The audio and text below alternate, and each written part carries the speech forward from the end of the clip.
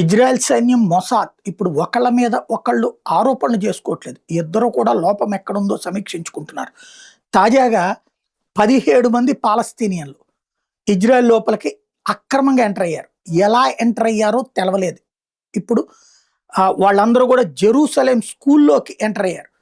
అదృష్టవశాత్తు అక్కడ పిల్లలు అందరూ కూడా ఇప్పుడు సమ్మర్ క్యాంప్స్ కారణంగా అవతలకి వెళ్ళడంతో ఆ స్కూల్లో ఉన్నటువంటి ప్లేసెస్ ఖాళీగా ఉన్నాయి. వెకేషన్కి వెళ్ళినటువంటి కారణంగా ఆ స్కూల్ బిల్డింగుల్లో వీళ్ళందరూ ఉన్నారు. అనుకోకుండా ఒక పోలీసు అక్కడికి కామన్ చెక్ వెళ్ళినటువంటి సందర్భంలో ఈ విషయం బయటపడింది. అక్కడ ఉన్నటువంటి బెల్ట్ సరఫరా ప్రాంతంలోని స్కూల్లో ఇదంతా కూడా వీళ్ళు ఉన్నారని తేలింది. అక్కడ రూమ్స్లో మ్యాట్రసెస్, బెడ్స్, షవర్స్ని వాడుకుంటున్నటువంటిది సెన్సార్ ద్వారా తెలిసి స్కూల్ యాజమాన్యం పోలీసులు సమాచారం ఇస్తే పోలీసులు చెక్ చేస్తే వీళ్ళు 17 మంది అక్కడ రహస్యంగా ఉంటున్నారని తేలింది. 10 రోజుల నుంచి అక్కడే ఉన్నారని తేలింది.